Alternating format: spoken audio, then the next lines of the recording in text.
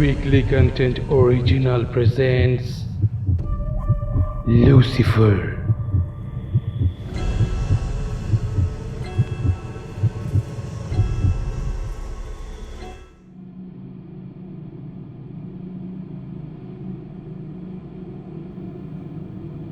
I lay there on the ground, ankle twisted. I could feel the warm blood as it trickled from behind my ear, caressing my face. My nose was busted. I could taste the metallic blood. My vision was becoming increasingly blurry. I tried to take stock of what was going on. I could make out 3 people ransacking my belongings. I cried to the heavens for help. I had been devoted to the Almighty all my life.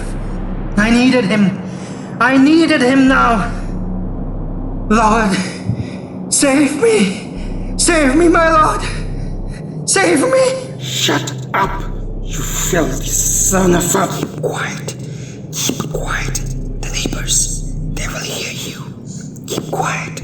One masked man barked the order as the other one calmed down.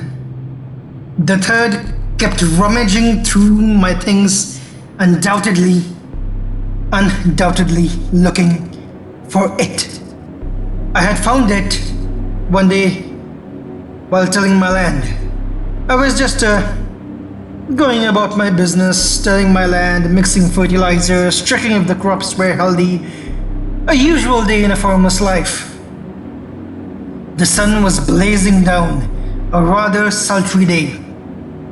That is when I spotted it. It glinted like a piece of glass reflecting the sunlight. And hence it caught my eye. When I approached, I found that it was some sort of a figurine. Jet black. And rather old. Really old. But strangely, its surface was extremely smooth. And it was heavy. It's not that it was long, but it was quite heavy. At least 5-6 kilos. I was intrigued. So, the next day I just went straight to the National Museum. A week later, I got a letter from them, and upon going to the museum, I learned that it was approximately from the 5th century. Now I shall be honest, I am a simple farmer. I have no idea what 5th century means. It's a number 5, yeah, that's all I know. I am a simple farmer. You ask me about crops, I will give you an answer. But history, I have no idea. And yet, it was the curator who spoke directly to me. Not any other stuff, but the curator. And that fact was enough for me to deduce that the figurine was really old and must have been extremely valuable. We would absolutely love it and be delighted if you could loan us this beauty, Mr. Smith. It is beyond doubt gorgeous. The curator chirped on and on about it being of huge historical significance and whatnot, and she just kept on ranting and ranting and ranting. But my mind was somewhere else. I looked at the figurine closely. Being a devout Christian, I didn't want to give it away. Maybe this was a message from God. The hairs on the back of my neck stood up. My senses, it was as if they had been amplified. There was this eerie feeling in my chest. Imagine being on a roller coaster. The roller coaster hurtling downwards. At that point of time, the exhilarating sense you feel.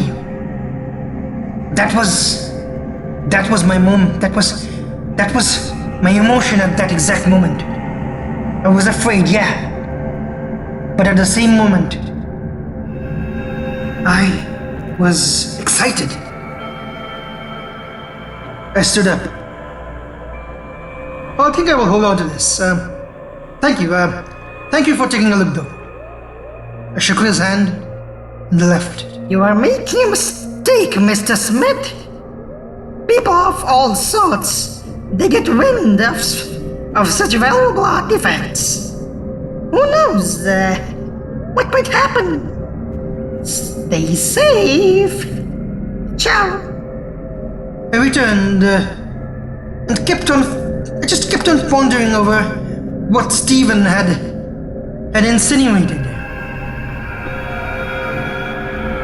The thing which I did next, I don't know why I did what I did, but at the time it seemed the right thing to do.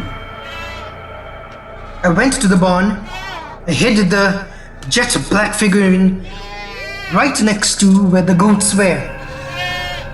I made sure that it was obscure. It wouldn't be too evident to anyone who entered the barn. Then I went back into the house, sat at the dining table, thanked the Lord for the food, and...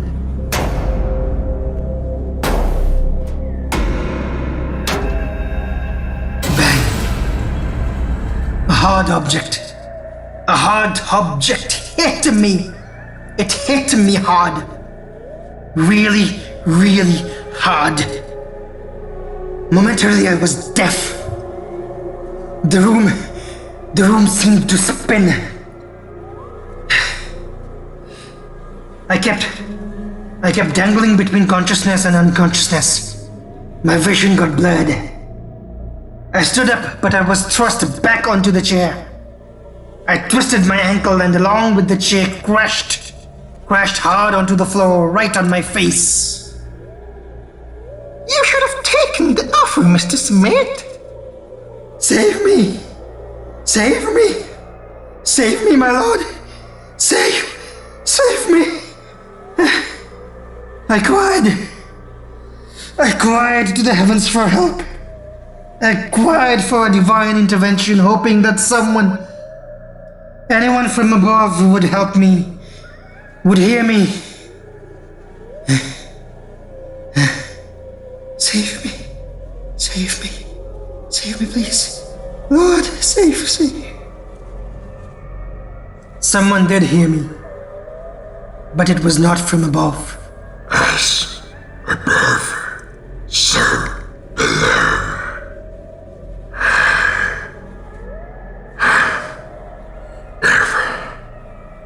If I save you, will you do my bidding? A low, heavy voice inquired. I couldn't see. I couldn't think. I couldn't feel. Yes, please, save me. Save me, please. Do you swear? Do you swear upon the blood you have lost? I do, God, yes. Yes, God, please, save me.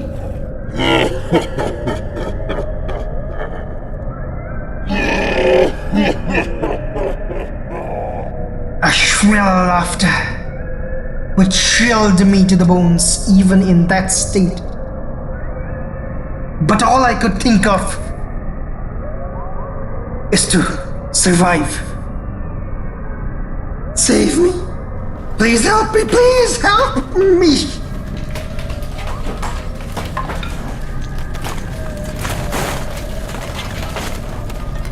A part of the roof of my little cottage came crashing down and bludgeoned two of the perpetrators.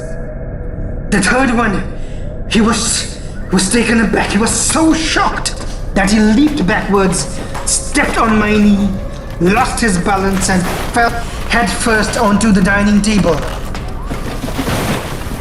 I tried to look up. I strained my neck. The giant of a man was staggering. He turned towards me. My fork was firmly embedded in his throat. The neighbors, they had heard the roof collapse. I was saved. I was alive.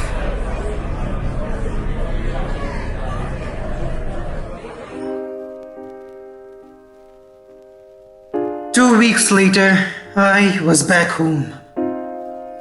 Home sweet home. The neighbors had all chipped in and fixed my roof. I was glad. I had survived. After the customary greetings, the neighbors left. At last I was alone. Alone and at peace. What a terrible ordeal. What a terrible ordeal. I even had nightmares till now. Suddenly, there was a little knock. I opened the front door and one of my goats, or was it one of mine? I mean, whoa, it was rather big for a goat, and jet black goat, listening. It pushed me aside. It came in. Hey, shoo! Go! No! Shoo! Outside! Shoo!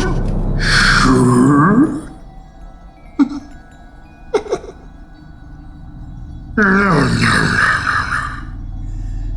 That is not how you greet someone who just saved your life.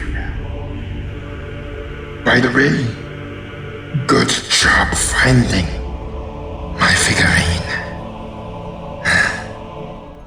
It has been quite a while since people worshipped me. And now you shall bow before me. And with you, others shall also follow. Others shall also fall before me.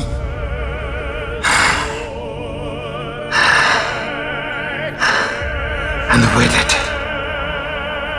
my powers will increase. I, Morning Star, shall rise again. As above, so below. Secuter superias, et inferias, et quod